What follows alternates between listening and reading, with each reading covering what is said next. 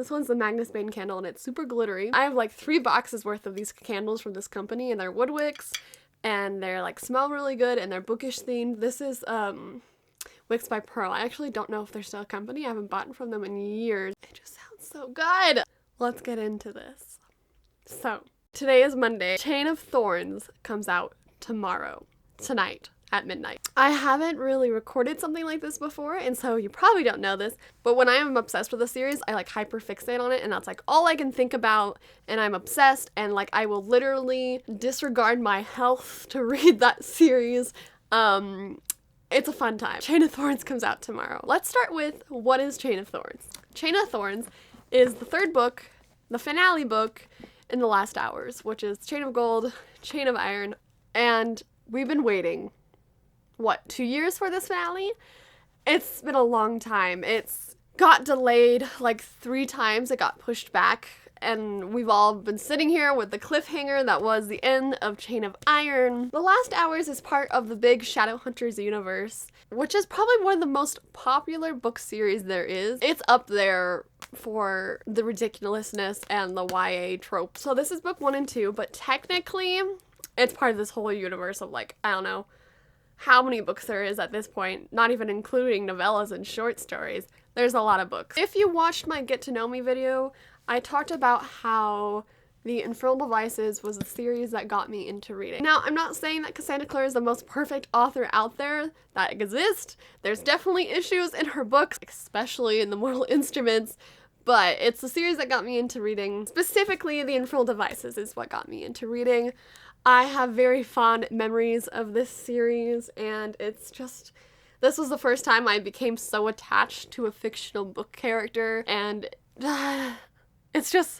it's so good. This is like my favorite trilogy of all time. I didn't think anything would ever beat this, and it was like the first trilogy I ever really read, and so it's been up there since the beginning. This has been my #1 trilogy. The first book is Clockwork Angel. This is part of the Infernal Devices. It takes place in Victorian England in the 1870s, and it follows 3 main characters, Will, Jim, and Tessa, and it's like the only love triangle in a book that I have ever loved. All the other love triangles are so stupid. I hate love triangles, and then you get to this love triangle, and it's the like cutest, most perfect love triangle you'll ever read about, because they all just love each other so much and care about each other so much and just respect each other so much, and it's such a fun time. Clockwork Princess ended in 2013, and everybody was in love with this series, and I just got into it when Clockwork Princess came out. People are obsessed with this series, and it's so good, and I'm obsessed with it, and we wanted more, and so Cassandra Clare gave us Chain of Gold. Chain of Gold came out in 2020, so there was a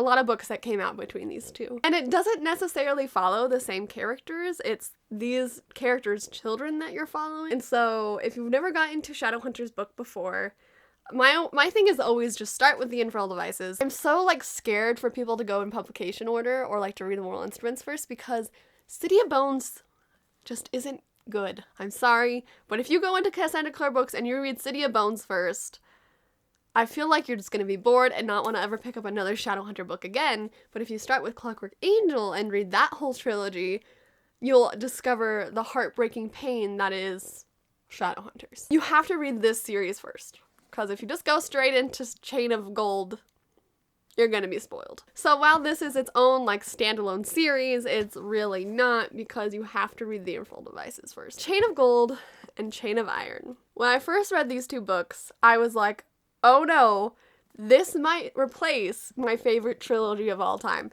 This might top the Infernal Devices for me.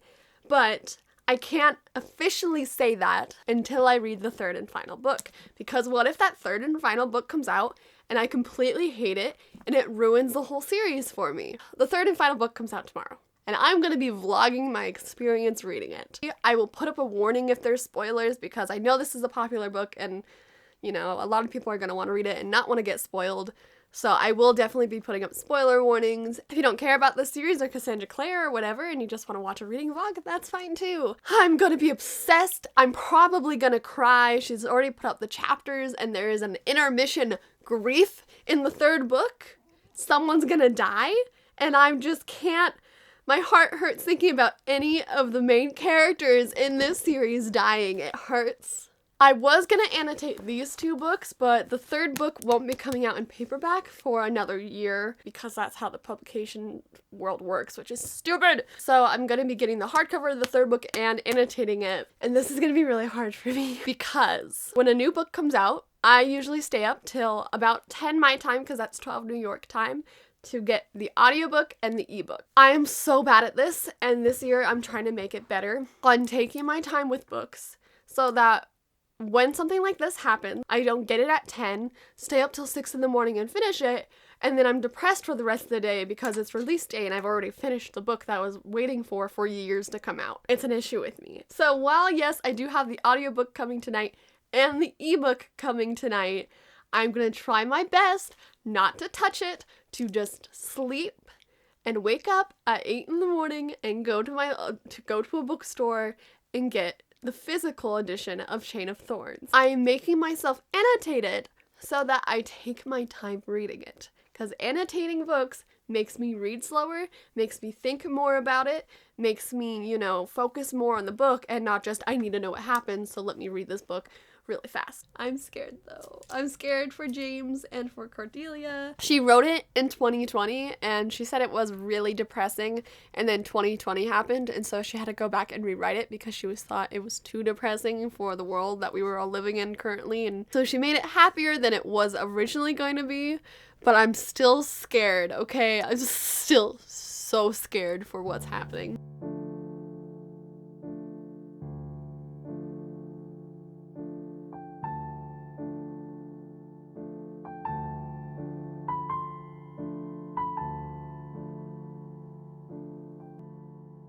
Sorry, it's loud.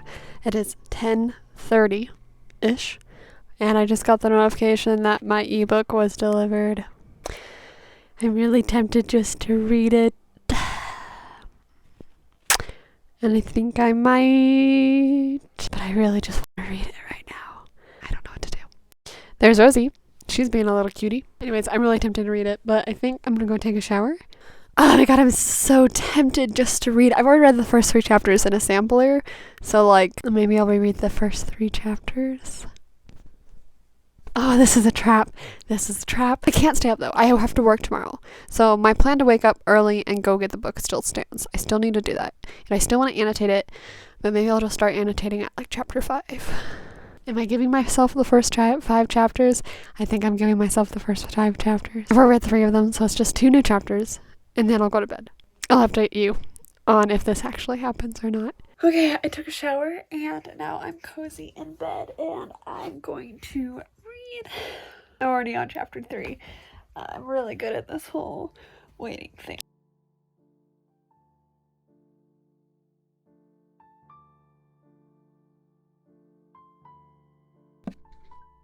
Joke's on you if you think I stopped at chapter 5. I have no self-control. I made it to chapter 23. I stayed up to 4 in the morning. It's a good chapter. And I was like, I'm just going to end it on a good note here before something depressing happens, or something, I don't know. I was in the mindset of okay, I'm happy right now. I can just let it be what it is. And so she's literally laying, can you see that? She is laying on top of the keyboard. Girl. There's gotta be other comfy places to lay. Let's go to Barnes & Noble! Oh my god! I just realized the air was probably blasting into my mic. Let's go to Barnes & Noble! Ah! Okay, let's go.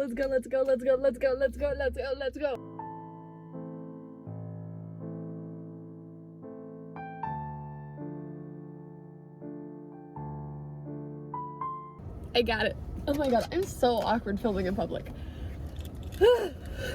It's okay though. You want to see? Okay, I got the paperback of Chain of Iron because my boyfriend wanted it, so I just gave him my copy that I had last night. He took it, and then I bought myself another one. And then this queen, this chunk of a book, and there's pictures inside of it. James on the inside. I'm gonna be switching. I don't want to be looking at freaking Grace. Yeah, I got this art print I was hoping they would have something like this. They did something like this for Queen of Air and Darkness, so I was like, maybe, and that's why I specifically came to Barnes & Noble.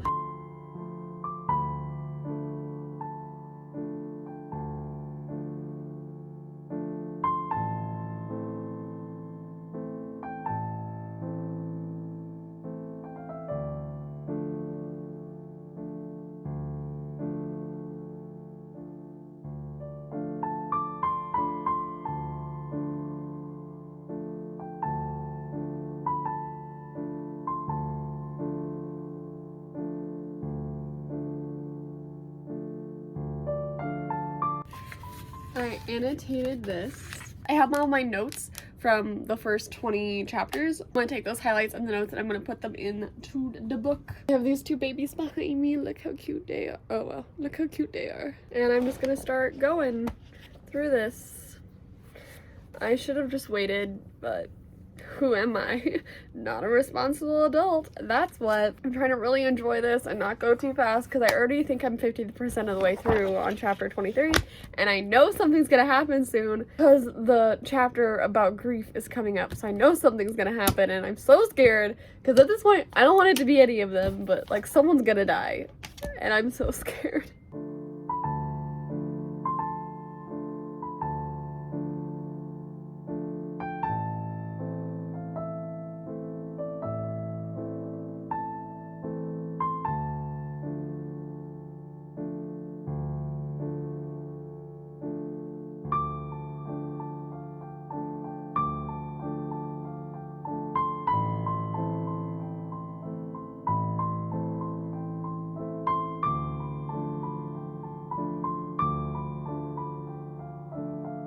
I have annotated, I've done more than I did on my iPad. I'm like honestly just rereading it at this point. And like I'm scared, okay? The point I'm at, I'm more than 50% and I know something bad's gonna happen and I just want to live in this happy little world that is this beginning of this book. And so I'm rereading it, but I'm annotating it this time. There is one page that I fully just like annotated like all pink. Like I totally just like did the whole page because I was just like, this is all so cute. Every day while I work, they just chill out with me in here. Most of the time she likes to lay on my lap, but oh, that's a big yawn. Oh, sorry, you just got shocked right on the nose. I can give you some love. Oh, look at that yawn. Boop. Oh my god, you're so cute. Let's show you how much of a food hoe Rosie is. I literally just sat down with my food and she's already like all over it because she just can't control herself and her urges when it comes to food. Hello. You're so cute. Alright, here's the thing. I don't want to read the new stuff while working because I want to be able to be fully in the moment, feel all the feels, and if something happens that makes me cry and I'm like working, I'm not going to be able to fully do the emotions, you know, like, and I want the full emotions.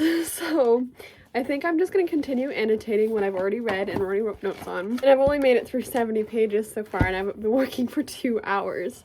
So well, because I can't just constantly like read and work, I actually have to like work. I am on my break. Now I'm on page 115 of annotating.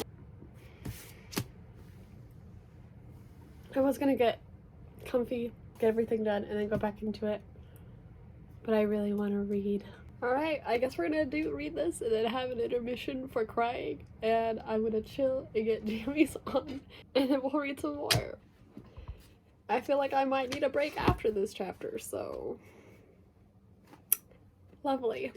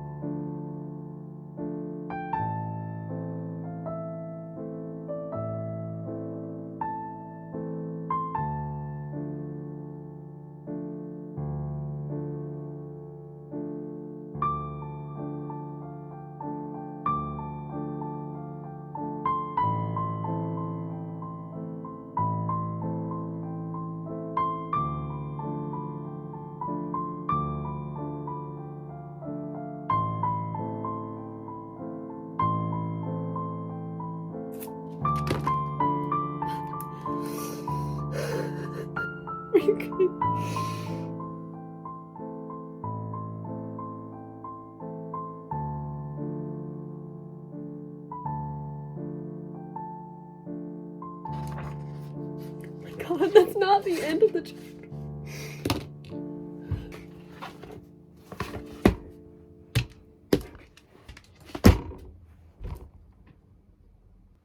Done. Done. I'm done. Kitties, I need your love and affection, please. Because I'm going through it right now, okay? Cool. Glad we're all under the same page. I'm just finishing this book. Oh my god, I can't believe I still have like 200 pages left. Are you really a cat person if you don't force your cats to cuddle you? I still have so much left. Actually, I wish it were longer. Let's be honest here. Intermission grief. Let's go. You ready? You ready for this, Rosie? Are you running away?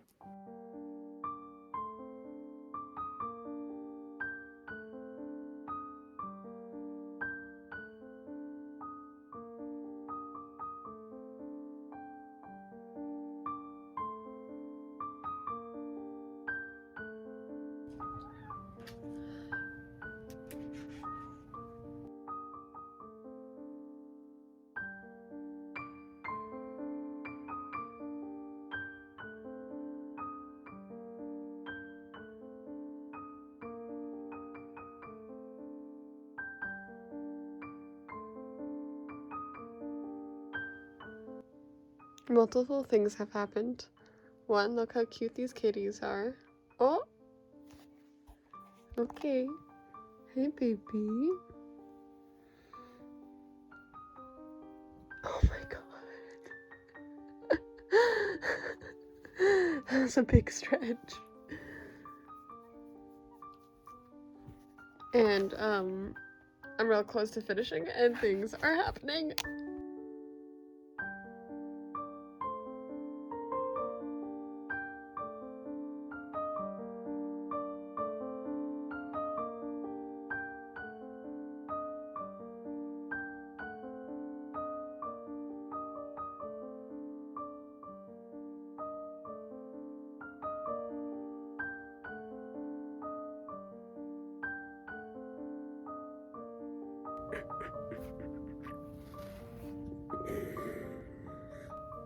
Look how cute this baby is. That one's pretty cute too. Look how pretty this pair bow tie one is. Okay, are you ready?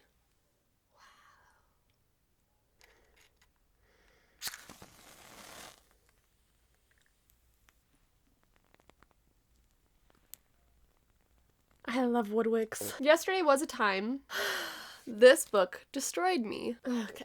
And I flipped it back to the actual cover, not the James cover. I did my makeup to try to match the cover. There is some pink under my eye, but I don't think I did enough for you to be able to notice. But I tried to match the cover. I still have yet to go and annotate the middle of the book and the very last of the book. I think the last footage you have is just me sobbing on my bed. Maybe. I don't know. I don't think I said anything after I finished it. I just cried for like an hour. So fun times, you know? So I have finished it. So I thought I would do a sit down spoiler-free review because I want to try to keep this video as spoiler-free as possible. I know this is a really popular book and I hate getting spoiled for things, so I don't want to be one of those like people that just puts out spoilers. That said, while I have been keeping this spoiler-free, I am gonna probably do like 5 minutes or so at the end of this video just with my spoilerly thoughts. So I'll let you know when that's coming, just so if you're in the middle of this or you want to read it and maybe haven't yet or whatever it is, you're not going to be spoiled. Unless you can't control yourself and watch it anyways, I can't help you with that. I myself has little self-control, so like I can't help you with your self-control. My rating, 5 stars. Like, it made me cry. 5 stars. I have a lot of emotional attachment to this book. That said, I was a little disappointed, sadly. And it's not like that big of a disappointment where it's like brought down the rating for me. There was just some things that I wish were a little bit different. I wish it was less go, go, go, if that makes sense. It was super fast paced. There was always something constantly happening. There just wasn't ever a moment just like breathe. Like even the intermission, which is like supposed to be that moment of like pause, okay, was like I was crying during it. There was no break for me during this book. I had literally no break. I wanted those moments of the cute fuzzy, content just to be there with the characters, slow-paced moments, and there was none within this like 750-page book. What I wish would have happened is it's already a big book. It's already 800 pages. Add 50 more pages onto it to just add a little bit more of the little things. That's what my thing was. All the major plot points were wrapped up, but there is like little things in here that I was so excited to see happen to the characters, and then it kind of just brushed over it, and I was just like, oh, I was really looking forward to that scene, and now it's just like, oh yeah, it's fixed. I wanted to see it. I wanted to see them have that conversation, and they just glossed right over it. You could have just added 50 more pages. Just 50 more pages, and added those little bits in here, and that's why I'm disappointed. I don't think I'm saying this right. I know this is the finale, so it's gonna be go, go, go. There's gonna be a lot of action happening. There's gonna be a lot of big things happening, and there might not be that time for just like sitting around and talking to each other, having conversations. That's what I honestly think Chain of Iron was my favorite in the series. Chain of Iron had those little character interactions and conversations and moments and like connection in it that Chain of Thorns didn't have. And so I think that's why I lean more towards liking Chain of Iron. I love them both. Like, don't get me wrong. I love this trilogy. I had a lot in my mind. And I mean, this book was delayed a lot. So there was basically a 2-year break between Chain of Iron and Chain of Thorns coming out, and that 2 years made a lot of time for my mind to come up with things like, oh, I can't wait to see this, or I can't wait to see that. And I reread this book so many times in preparation for when this book would come out. Like, every time we had a release date, I'd be like, okay, time to reread Chain of Iron, and then they would move the release date. I'm just gonna reread it in a couple months then to prepare for Chain of freaking Thorns. Self-control. I don't know who she is. I was just gonna be patient, and I was gonna wait, and I was gonna wake up at 8 and go to Barnes & Noble and get my physical edition so I could annotate it, right? I didn't do that. Yeah, I went through and annotated all the things I had on my iPad and a little bit more. I basically just reread the first 150 pages. This is where I started again with the new emotions and the new annotating. The last 100 pages, I didn't annotate anything, because I was sobbing for the last hour of this book. And not because it was a bad ending either. I was sobbing because I'm way too personally connected to this series. I've realized something, okay? I started reading in 2013. First book series that I had an emotional connection to was Clockwork Angel. There was this moment in the last 100 pages of Chain of Thorns that I realized I'm never going to see any of these characters again. And that broke my heart, and I ended up crying for the last 100 pages, not because of the physical content that was in the book, because of my emotional connection to these characters. That's it. I think that's it. Okay, I'm gonna go to spoilers now. So get away. I'm gonna say thank you and bye to you guys now who don't want to be spoiled. Thank you so much for watching. Now go. I'm giving you time to click away. Are you gone? Because I'm going to start talking about spoilers. Okay, let's talk.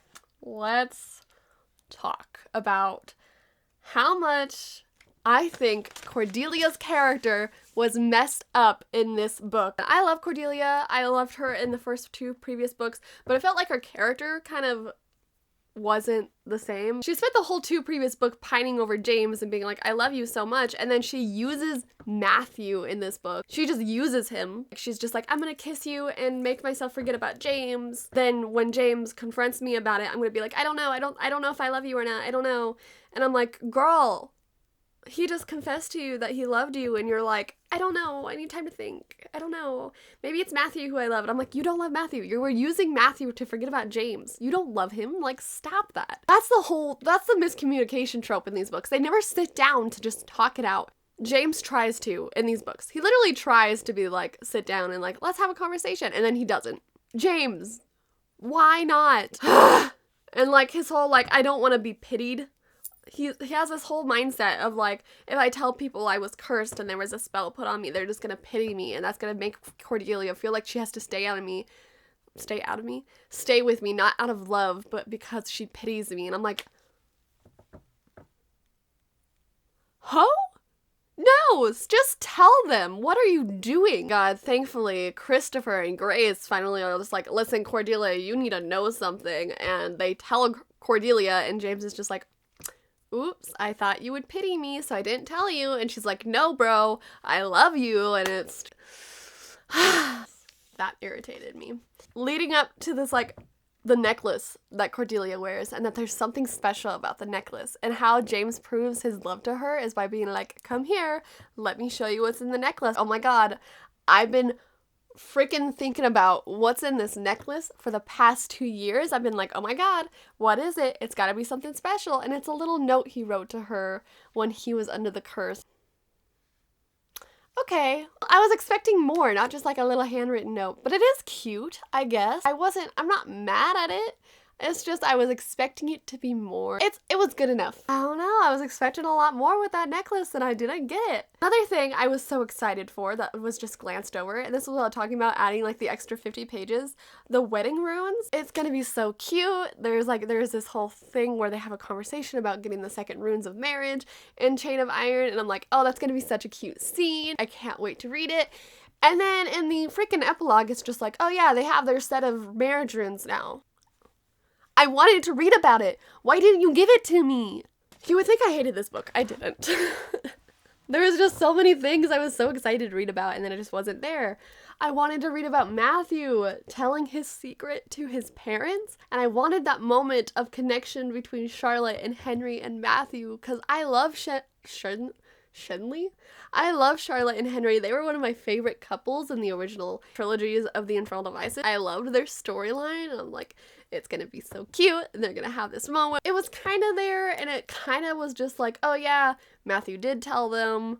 This is kind of what she said. James was there. She's pregnant with twins now. It just like glossed over it. I was so excited. I don't want to read about it happening in the past of them just being like, oh yeah, that happened, as well as the marriage runes, and that also happened. There was like these little things that have just been throughout the book, and it glossed over them. Finally, when we get past chapter 23, which was like the only moment in this book where I was just like, oh yes, yay, a moment that we've all been waiting for, when James and Cordelia finally confessed to each other, which was chapter 23, which was so good. After James finally confesses about Grace and how she's put him under the love spell with the bracelet, and how he really has loved Cordelia this whole time, and he didn't want to hurt Matthew's feelings, and he tells everyone of the Merry Thieves, and Anna, and Alistair, and Lucy, and Jesse, and he just tells everyone, and Matthew after that is like, I've survived this because I've been allowing myself to blame you, to hate you. He was like, now I can't hate you because I know it wasn't your fault, and you were under this mind control, and I can't hate you, I can only hate myself. Matthew, no. Stop. They also go to Edom together, and Matthew is sick in Edom because he is an alcoholic, and basically him not drinking alcohol is like killing him because his body is reliant on it. And there's this whole moment where Matthew starts having seizures, and James is putting runes on him to keep him alive, and Matthew is just like, you can't do this all night. There's no way I'm gonna survive this. You can't do this all night. And James is, watch me. You're gonna survive this. I'm staying up all night with you. The pair of bot eyes, they're shining through the death. Now, if you really don't want to be spoiled, this is your time to leave, because I'm going to be talking about grief in this book. Christopher's and Grace's relationship.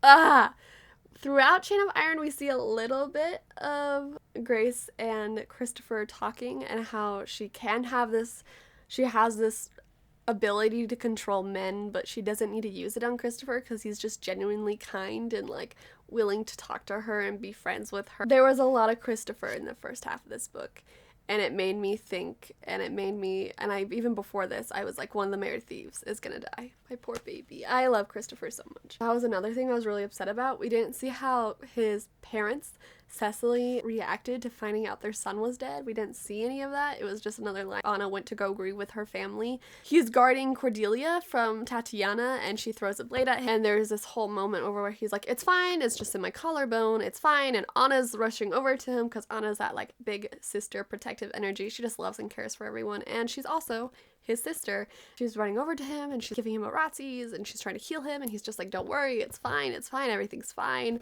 And then that's the last you hear about it until they go back after the battle and Anna is like cradling her brother and he's just dead. Anna is like very strong and she doesn't want to cry in front of anyone, but her brother just died, but she's trying to keep it together because this whole crew of people needs to be strong. And there's this moment where she goes into Ariadne's room and she is trying to be all brave and just like, hey, let's make out. Ariadne realizes that Anna is crying. This whole moment of like, you probably think I'm awful now, like, or weak because I'm crying, and Ariadne is just like, no, you lost your brother. Poor Anna. I feel for her so bad. And Anna's one of my favorite characters. She has been since I read her short story about her coming out to her mom. I felt for Anna so bad. Like, Anna, my baby, I'm so sorry. And every time Anna was there, like, cradling her brother or, like, talking about her brother, just trying to be strong. Oh my god, no. Let's talk about Thomas and Alistair. Going into this book, I had 2 tabs, one from James and Cordelia, and one for Jessie and Lucy, because those are my 2 favorite couples. Ariadne, Anna, and Thomas and Alistair really shined in this book. They were like my favorite in this book. But the whole moment where they're trying to do fire message and he writes this like whole little love note to Alistair, and I'm like, oh my god, that's gonna send through. This is gonna be like the first successful fire message. I know I annotated it. Where are you? Where are you? I love how dorky Thomas is when he's like, he left his house to go meet Alistair, but then had to come back because he realized he left his shoes and his stealing. This whole note, love note, and then when Alistair, oh my god. There were so many moments in this book that made me laugh out loud. And when he got the note back and then it was the fire message and it said, Dear Alistair, why are you so stupid? I brushed my teeth. Don't tell anyone. And I literally had to stop and like laugh, and I annotated it. I was just like, oh my god, I love this so much. A lot of Lucy moments made me laugh out loud too, when her and Jessie are talking in the parlor, I don't know, living room, whatever they call it. And they, what are we gonna do? Like, you kind of perform necromancy without performing necromancy. We could just be runaway bandits together, or like join the circus. It's like this little back and forth banter between them. It's so cute. I loved all the Jessie and Lucy moments. There was like no drama between them, and it was all just cuteness. And I feel like that's why we didn't get that many moments with them, because there wasn't much plot going on between them. Seeing Will so much in this, we got a lot of Will throughout this. And Will just caring so much for his kids' happiness. When he first sees Jessie, he's like, I'm gonna kill you, like, what have you done? And then he hears Jessie's story and how he saved James with his last breath, and how he can tell how much Lucy just really cares for this boy that he didn't even know existed, and he's so willing just to try to put Lucy's happiness first. He's such a dad, but like also he's the best dad. I think it's the epilogue. I didn't annotate it because I was crying, but it was such a Will moment where Will and Tessa are talking to Lucy, and they like know she likes Jessie, and they're living in the institute together now. Doors must be open when you're in the same room together. And Lucy's like, come back and is like, oh, come on, you guys lived in the institute together before you were married. And they're like, yeah, we know, that's why we're applying this rule. And then Tessa's just like, get engaged, and then maybe we can have this discussion again. And it's such like a Will and Tessa like thing to do, and it's so cute. Oh, where they're talking about freaking Cordelia's boobs. Oh my god, it's so good. We got a lot of good Will moments in this book. I really appreciated that. I wish we got a little bit more of Tessa, honestly. I wish we just got a little bit more of Tessa. Speaking of plot and the wicked powers, hold on. So I finally stopped crying, right? Then we got to the chapter, the coda, and it started, and it's like, night has fallen over London, blah, blah, blah, blah. And then when Jem, excuse me, it made me start crying again, because I was like, we are getting something from Jem's point of view right now. Excuse me? It's this whole chapter from Jem's point of view as a silent brother. I love Jem so much, and so this whole chapter made me start crying again. This was my most anticipated release of 2023, and I finished it in less than 24 hours. And I said I was gonna have some self-control, and I didn't. Let me know if you like reading vlogs. I don't know. I've tried one in the past, and it didn't do very well, so I've been kind of scared to try one again. Let me know if you like this kind of reading vlog. Anyways, thank you so much for watching. I usually put cat content at the end of my videos. I think I'm gonna start doing cat content and bloopers, but we'll see. If you want to talk about this book, spoilery, please put a spoiler warning before your comment, or you can DM me on Instagram. And thank you so much for watching.